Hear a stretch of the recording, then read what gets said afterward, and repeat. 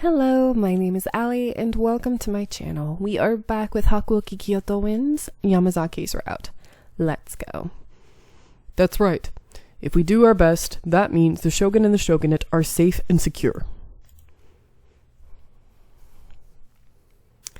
Only 20 days after Lord Yoshinobu had been officially inaugurated as the new shogun, the emperor suddenly passed away.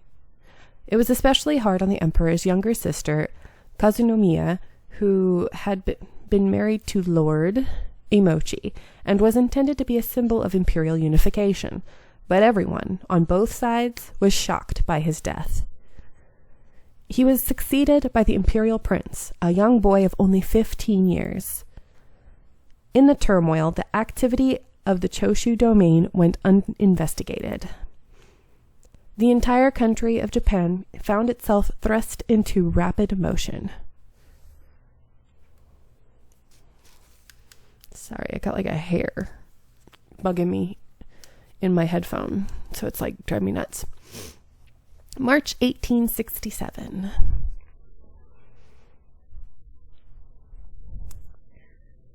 All right. April 1867. The cold that engulfed the city of Kyoto gradually dissipated as the sunlight peeked through the thick clouds. On this day, Yamazaki had taken me with him to buy some medicine rather than for his usual rounds. Interesting. The Shinsengumi always stocked various medicines. Normally, Yamazaki had been in charge of procuring and managing all of the different kinds, but he invited me out to share some of his wisdom. According to him, Yamazaki was the one who proposed this idea to Kondo and Hijikata. It wasn't only because I was a doctor's daughter, but I guess my actual experience helping out with my father's clinic in Edo made them optimistic. As we were walking on our way home from the shops, Yamazaki had been instructing me on the types and doses of household medicines. Thank you for accompanying me to buy these supplies today. Not at all. I'm just happy to learn all of this. Thank you. That means a lot. Oh, excuse me as I hiccup. The only person I know who is bright and qualified enough to study treatments and medicine is you. Oh, you're so sweet.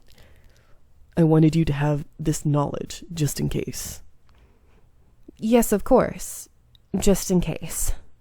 Anyways, we sure bought a lot today. Anti-febrile? Ointments, medicine to reduce stomach pain, I was going to say chest pain, derp, and more to help with digestion. My goodness, I can't read. Come to think of it now, wasn't there something else we were supposed to get? Meaning? You know, that medicine, Ishida medicinal powder. Everyone drinks it. Oh, Ishida medicinal powder. That is mixed by the commander's family. He personally orders it. Oh, I didn't know. Both the commander and Saito believe in its efficiency, but I just can't bring myself to... I don't mean to say that I do not believe in the commander's word. I'm only speaking from a pure medical standpoint, of course. Don't worry, I know. Oh. Well, they do say sickness comes from the heart. So if the heart believes in the medicine, then sometimes that's all it needs to work. Suddenly, Yamazaki halted in his tracks. Huh? What's the matter, Yamazaki? Oh, Did you forget to buy something? No, if you'd like, I was wondering if you wanted to get some odango, I guess that's what it's called, at the cafe over there. Huh? Don't get me wrong. I'm not trying to hit on you, or skip out on work or something. He's so cute. I love the blushing. You see, when I received approval from the chief to take you shopping, he'd asked me, since you're taking her out, why don't you take her to the Odango shop? Odango? I don't know how to say that. Odango? I don't know. Shop. So, what do you say? Oh, well, if that's the case, sure. I will take you up on your offer. He's so cute. It was quite rare to see Yamazaki propose such a thing. but I decided to go along with it. Oh, CG! That was a little high-pitched, sorry. I was just so excited. He's so cute. Spring's almost here. It seems like the cherry blossoms will bloom soon. You're right. Whenever the spring season approaches, I'm reminded of something. It was when you first got approval to go outside. Huh? You remembered something like that? Well, yes. I have my reasons. I wondered what he could mean by that. I stood there thinking of what he could have been referencing before he quietly spoke again. I was watching you from the back as you went on your rounds with the other captains. Really? Well, I am the watch. It is my job. It was, of course, to check whether you'd try to run away, and to watch what the captains would do if you ran away as a precaution.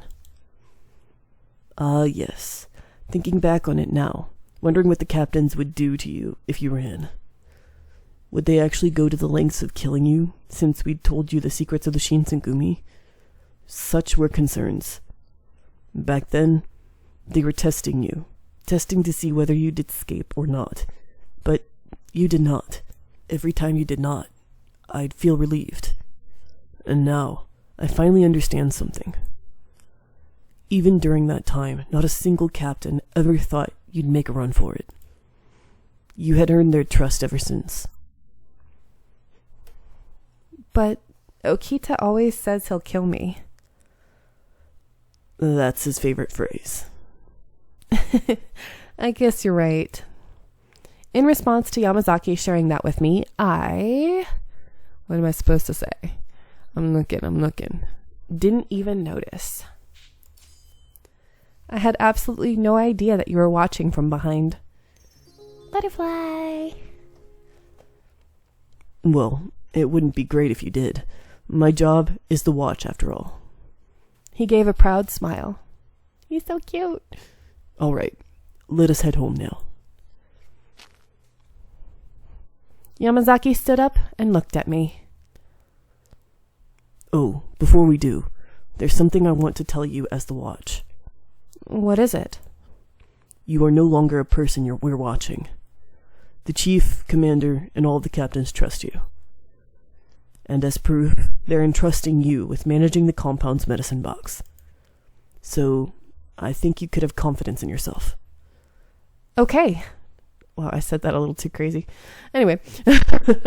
Now, let's head back. He's so sweet. I know I've said that a few times, but he is. Yamazaki started walking, and I ran after him. Wait, after his back. Same thing. Beyond the streets, I could sense the warmth of spring approaching. Itchy. My eye. Here we go. Oh. April 1867. Chapter 4. We are on chapter 4. That means after this chapter, one more. There's 5 chapters. Crazy. And then after Yamazaki's route, I'm going to move on to a different game. I will come back to the other 4 dudes. But as of right now, I'm kind of getting tired of the Hakuoki boys. I know some people may hate me for saying that, but it's just so repetitive. Anyway, April 1867. Oh, hey, look, Okita. Cherry blossoms have bloomed. They're magnificent. Look! The seasons changed, and spring came. Kyoto was filled with the cherry blossoms, and the whole city took on a festive atmosphere. Surrounded by the gentle cheer of spring, my footsteps felt somehow lighter. It's getting warmer out, and it finally looks like a nice day. So, I get that you're all giddy and stuff, but it'd be nice if you acted with a little more decency right now. I gasped and turned around to look at my surroundings. The townsmen were looking at me dubiously, as I expressed my excitement over the weather. Okay, I'll be careful. Maybe I was spacing out because things had quieted down a bit, and I let my guard down. Hey, Okita? In that narrow alleyway over there, There seems to be a few Ronin that saw us and snuck away. Don't waste your energy on them. They're small potatoes. Really? If they were Imperial Nationalist guys, then they wouldn't just run off like that. They'd be more confident. The guys who take off like that when we show up are almost always just small-time punks. I see. But honestly, I don't think there are any Ronin left in Kyoto with the balls to start something with us. The Shinsengumi's gotten pretty famous around Kyoto, hasn't it? That uniform stands out a lot, too. Well, could be infamous depending on who you ask. When the men wore their uniforms, people seemed to notice them at first glance, which at first probably seemed like a good thing, but their uniform had become a symbol. But there was some argument among the Shinsengumi about if they should adopt a new one. Some people such as Ito felt that the uniform should be changed because it wasn't fashionable. Oh, Ito. Is Ito back from the Imperial territories yet? Yeah, I think so. Can't say I'd have minded if he just stayed out there, though. Aw, don't be like that. He went to go recruit some of his friends and acquaintances, right? That's what he says, but I gotta wonder how far he really went. I didn't hear the details, but I heard he went to more places than he originally planned. If he put in all that effort, then he must really care about the Shinsengumi, right? That's what you think? Am I wrong? No, not really. He said it in a suggestive way. Kondo's too nice. He should just kill Ito. You really shouldn't, Okita.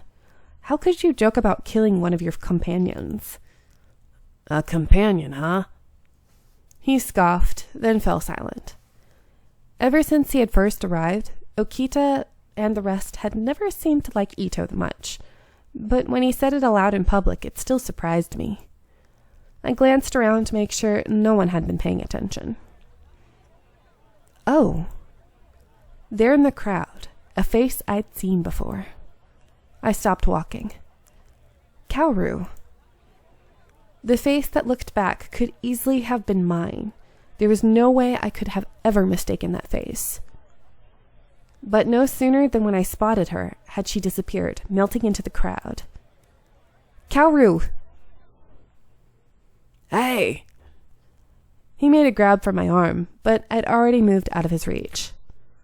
I might get in trouble for it, but if I didn't go quickly, I'd lose her. Sorry, Okita. There's something I have to do. I caught a glimpse of his confused face as I ducked into the crowd. How many times do I have to tell her not to run off without permission? Why can't she look at this from my point of view? Ew, what is on my arm? Oh, gross. I don't know what that is. I ran through the crowd as fast as I could, bobbing and weaving around citizens going about their business, until at last I caught up to her. She was Kaoru, no mistake. What's the matter? You seem to be out of breath. Sorry for surprising you, that is. Kaoru? Do you remember me?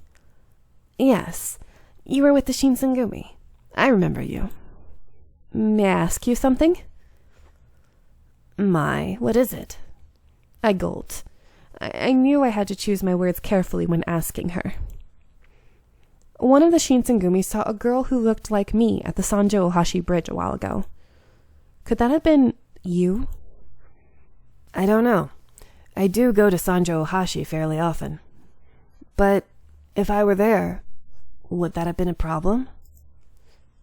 Oh. I was embarrassed for asking her what seemed to be an irrelevant question, but her eyes thinned. Perhaps what you truly wanted to ask me is whether I've been there at night. Am I right? Could it be? Of course, I'm getting a text message.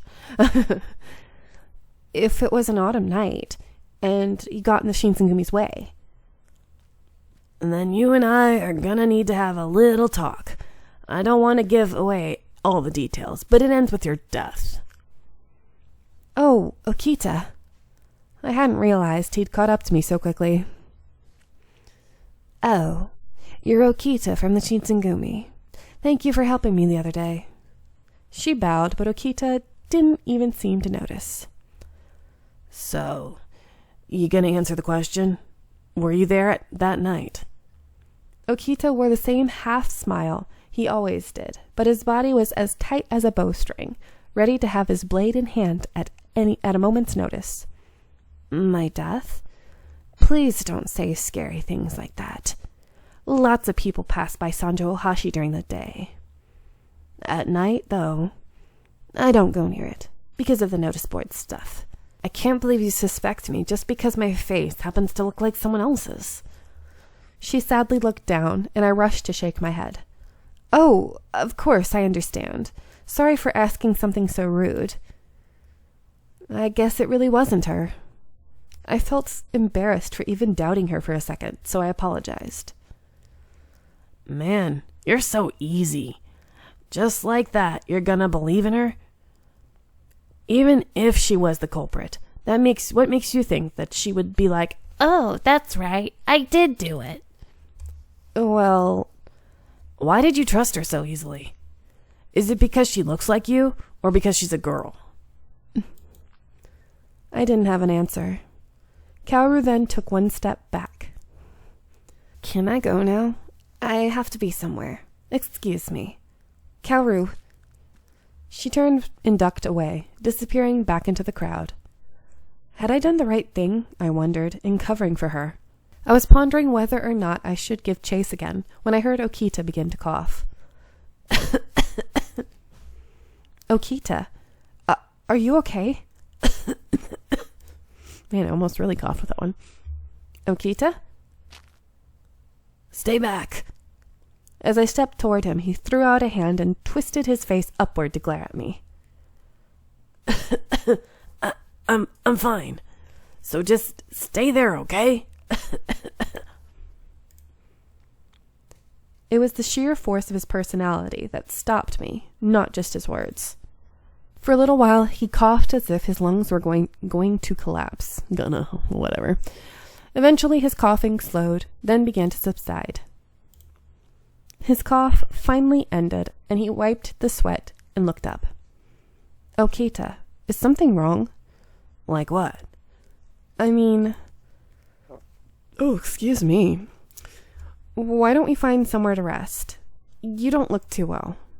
Oh, I was just tired. I mean, you did make me run all the way here.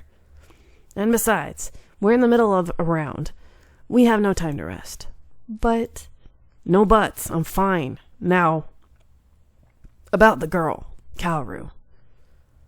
Asking her about the thing with the notice board was important. I agree with you. But because of how important that is, you shouldn't have run off on your own like that. What if she had been an enemy of ours? What if she had accomplices hidden nearby? Could you have handled it alone? Well... Did you even consider that possibility? That she'd planned to lure you here? There's not that many people here. No one would notice if you screamed. It's a great spot for an ambush, you know? You're right.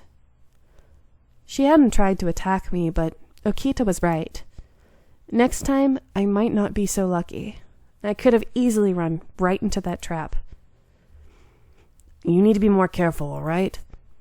I can take care of you, but without me around, you're just a useless kid.